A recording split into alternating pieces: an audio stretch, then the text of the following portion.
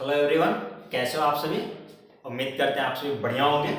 ठीक है, आप लोगों के बीच में एक छोटे से कॉन्सेप्ट के साथ मैं उपस्थित हूं। देखते हैं ये कॉन्सेप्ट क्या है, कुछ बढ़िया है। ठीक है, आपको ये जो क्वेश्चंस दिख रहे हैं इसके बेसिस पे या इस तरह के क्वेश्चंस आपके एग्जाम में अक्सर पूछे जाते हैं, जो आप अक्सर स्किप करके चले जाते हैं यदि आप नहीं जानते हैं तो, जबकि इसका बहुत ही छोटा सा कॉन्सेप्ट है। आइए देखते हैं।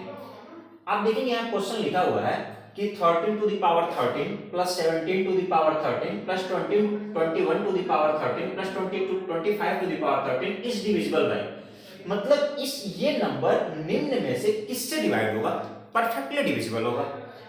मतलब ये कि यदि आप इसको सिंप्लीफाई करें, मतलब 13 का पावर 13 करें, 17 का पावर 13 करें, इस तरीके से आप इसको पूरा कैलकुलेट करें और कैलकुलेट करने के बाद तब यदि ये देखते हैं कि ये किससे डिविजिबल होगा, ये काफी टफ काम हो जाता है। तो ये पॉसिबल नहीं है कि हम बैठ के एग्जाम में इतना काम करें। तो करते क्या है, एक चलिए इसी के बेस पे एक छोटे से कॉन्सेप्ट की बात करते हैं। जब भी कभी आप इस तरह का फॉर्मेट देखें, कौन सा format, a to the power n plus b to the power n plus c to the power n plus d to the power n up to so on, ये कुछ भी हो सकता है, plus e to the power n plus f to the power n, कुछ भी हो सकता है।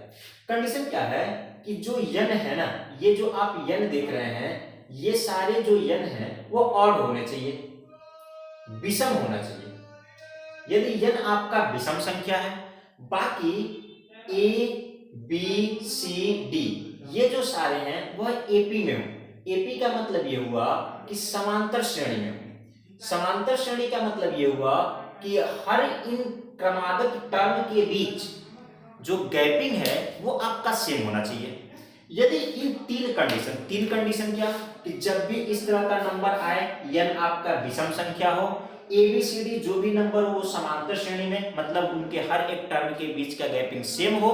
यदि ऐसा है तो ये जो दिया गया नंबर होगा ना, वह हमेशा आपका डिविजिबल होगा। किससे डिविजिबल होगा, जिसका ऊपर पावर है उन्हीं के योगफल से, a plus b plus c plus d up to सो। मान लीजिए कोई और टर्म होगा तो वो भी जुड़ जाएगा, तो इनके योगफल से डिविजिबल होगा या इनके योगफल के फैक्टर गुणनखंड से डिविजिबल होगा। अभी और क्लियर समझ में आएगा जब हम लोग क्वेश्चन करेंगे। बस इतना याद रखिएगा, जब इस तरह का फॉर्मेट मेरे पास आए जहां n विषम संख्या है, एबीसीडी आपके समांतर श्रेणी में है, तो हमेशा ये जो दिया गया नंबर होगा वो डिविजिबल होगा। किससे, इनके योगफल से या इनके योगफल के गुणनखंड से। अब आइए क्वेश्चन की बात करते हैं। आप क्वेश्चन जब देख रहे होंगे ना, तो यहां देखिए ये जो पावर दिया है वो सारा विषम है, पहला कंडीशन फुलफिल हो रहा है।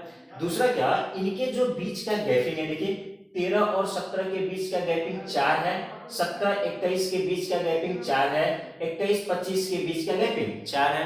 मतलब हर दो टर्म के बीच का जो डिफरेंस है वो हर जगह क्या है, सेम है। इसका मतलब जो 13 17 21 25 है वो किसमें, समांतर श्रेणी में है। तो जब ये सारा कंडीशन फुलफिल हो रहा है, इसका मतलब ये जो दिया गया नंबर है वो परफेक्टली डिविजिबल होगा। किससे, 13 प्लस 17 प्लस 21 प्लस 25 से। तो जब हम इसको जोड़ रहे होंगे तो हम पाएंगे जोड़ने पे क्या आएगा, 76। इसका मतलब जो ये दिया गया नंबर होगा या तो 76 से डिविजिबल होगा या 76 के जो फैक्टर होंगे गुणनखंड, इसके फैक्टर क्या लिख सकते हैं, 2 गुणे 2 गुणे 19। मतलब ये 76 से तो होगा ही होगा, साथ साथ इसके फैक्टर 2 2 या 19 से भी होगा। अब हम देखेंगे कि इसमें कौन सा ऑप्शन मैच कर रहा है, तो मुझे बड़ी इजीली दिख गया कि इनके योगफल ही मैच कर गया। इसका मतलब 76 मेरा राइट आंसर होगा। आइए नेक्स्ट क्वेश्चन की बात करते हैं। सेकंड क्वेश्चन में भी आप पाएंगे यही चीज कि आप देख रहे होंगे कि 21 to the power 33, 22 to the power 33, 23 to 24 to the power 33 है। मतलब ये आप पाएंगे कि जो ऊपर वाला पावर है ये आपका विषम है। देखिए 33 जो है ये क्या है, सारे विषम है। और जब ये विषम है तो हम इनके बीच गैपिंग देखें तो भाई हर जगह गैपिंग भी कितने की है, 1 की है। हर जगह गैपिंग आपका क्या है, समान है। और जब गैपिंग समान है, पावर विषम है, इसका मतलब जो ये नंबर होगा वो परफेक्टली किससे विभाजित होगा। यदि इस नंबर को हम भाग दें तो किस संख्या से परफेक्टली डिविजिबल होगा, तो आप कहेंगे कि इनके योगफल से 21 प्लस 22 प्लस 23 प्लस 24, 20 चौक को 80, 4 3 7 2 9 1 10, मतलब 90। यह जो दिया गया संख्या है वह 90 से परफेक्टली डिविजिबल होगा। तो मैंने क्या बताया, या तो 90 से डिविजिबल होगा या इसके फैक्टर से डिविजिबल होगा। तो हम यदि ऑप्शन में देखें तो कहीं 90 नहीं दिया गया है, तो क्या 90 का फैक्टर दिया गया है? तो हाँ, 90 का फैक्टर 45 होता है, 45 दिया गया है। इसका मतलब मेरा ये आंसर सही होगा, बाकी सारे क्या होंगे, गलत होंगे। क्लियर? ये इजी सा कांसेप्ट है कि जब भी इस तरह का क्वेश्चन आए, हमें कुछ नहीं करना है, सभी को सम करना है। कोई जरूरी नहीं कि 4 ही हो, 5, 6, 7 कितना भी हो सकता है, उन सबको प्लस करिए, उस प्लस से ही वो पूरा नंबर डिविजिबल होगा। या जो प्लस करने के बाद रिजल्ट आया उसके कुछ फैक्टर, भाई जब उससे डिविजिबल होगा तो उसके फैक्टर से इजीली बात है कि डिविजिबल होगा, क्योंकि फैक्टर क्या होता है, किसी भी संख्या का गुणनखंड वह संख्या होती है जो दिए गए संख्या को परफेक्टली डिवाइड करती है। क्लियर? तो अब एक और क्वेश्चन देखिए, ये एग्जाम में पूछा गया है, शायद कैट में पूछा गया है, कहीं ना कहीं ये पूछा गया एग्जाम में, बढ़िया क्वेश्चन है। पूछा था यदि x बराबर इतना है और x को यदि 70 से हम डिवाइड करें तो बताइए रिमाइंडर क्या बचेगा। शायद कैट 2005 में पूछा गया क्वेश्चन है। तो रिमाइंडर क्या बचेगा। अब सेम कॉन्सेप्ट है, यदि आप जानते हैं तो बड़ी इजीली कर ले जाएंगे कि हमने देखा भाई 16 का क्यूब, 17 का क्यूब, 18 का, और हम क्यूब करके जोड़ेंगे तो काफी समय लगेगा।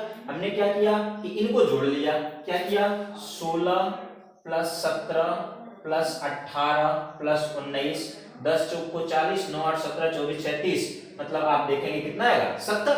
तो भाई इसका मतलब हुआ कि ये तीन विषम संख्या है, 16 17 18 19 एपी में है। इसका मतलब ये जो दिया गया नंबर होगा 70 से परफेक्टली डिविजिबल होगा, पूरी तरह से विभाजित होगा। और जब पूरी तरह से विभाजित होगा इसका मतलब कोई भी रिमाइंडर नहीं बचेगा, शेषफल नहीं बचेगा। तो दिया गया संख्या यदि 70 से ही डिवाइड करेंगे आपको जो दिया गया है, इसका मतलब शेष ये परफेक्टली डिविजिबल होगा, तो शेषफल कुछ नहीं बचेगा। तो शेषफल क्या बचेगा, 0, बाकी आपका आंसर नहीं होगा। क्लियर? तो इस पे बेस्ट आपके क्वेश्चंस रिमाइंडर के भी लग जाते हैं और सिंप्लीफिकेशन में भी काम आता है, खैर हम आगे बताएंगे। ये एक क्वेश्चन में लिख रखा हूं, ये आपके लिए होमवर्क है। यदि आप ये समझ गए हैं तो ये बड़ी इजीली कर सकते हैं। तो ये आपका होमवर्क है, ये कमेंट बॉक्स में इसका आंसर सभी लोग दीजिएगा, देखते हैं कितने लोगों को समझ में आया। क्लियर? थोड़ा सा इसको और मैं जनरलाइज करके इसके कॉन्सेप्ट के बारे में बता दूं कि एक्चुअल में ये कॉन्सेप्ट आया कहां से है। तो थोड़ा सा याद करिए, आप इस तरह का क्वेश्चन जब पढ़ते हैं ना कि यदि a to the power n plus b to the power n है, तो आप कहते हैं कि ये जो नंबर है यदि n आपका ऑड है ना, तो a प्लस b से परफेक्टली डिविजिबल होगा, पूरी तरह विभाजित होगा। याद करिए, ये आपने पढ़ रखा है। तो मैं ये कहूं कि भाई यदि यह ऑड है, इसका मतलब ये हुआ कि मैं ये भी तो कह सकता हूं कि a cube plus b cube ले लूं, और a cube plus b cube का आपने फार्मूला पढ़ा होगा, क्या होता है, ए प्लस बी और नेक्स्ट ब्रैकेट में a square minus a b plus b square, ये होता है। इसका मतलब a cube plus b cube का एक फैक्टर आपका क्या है, ए प्लस बी है। जब एक फैक्टर ए प्लस बी है तो ए प्लस बी क्या करेगा, इसे परफेक्टली डिवाइड करेगा। जब a प्लस बी से परफेक्टली डिवाइड करेगा तो a प्लस बी एक्चुअल में जिसका ये पावर है उन्हीं का तो सम है। अब यहीं से इसको जनरलाइज कर दिया गया कि नहीं भाई, यदि मैं कहूं कि ये बता दो a to the power 17 plus b to the power 17 किससे डिविजिबल होगा, तब भी आप कहेंगे कि सेम फंडा है भाई, यदि यह विषम संख्या है इसका मतलब यह किससे, a प्लस b से डिविजिबल होगा। खैर दो नंबर हैं तो यहाँ पे एपी वगैरह का कॉन्सेप्ट देखने की जरूरत नहीं है, वो ऑलरेडी एग्जिस्ट करता है, तो इसमें हमें कोई दिक्कत नहीं होती है। लेकिन दो से अधिक जब नंबर आ जाएंगे तब आपको देखना पड़ेगा कि क्या यह एपी में है। जैसे मैंने मान लीजिए आपसे क्वेश्चन किया कि 25 to the power 13 plus 14 to the power 13 ये किससे डिविजिबल होगा, ये बता दीजिए।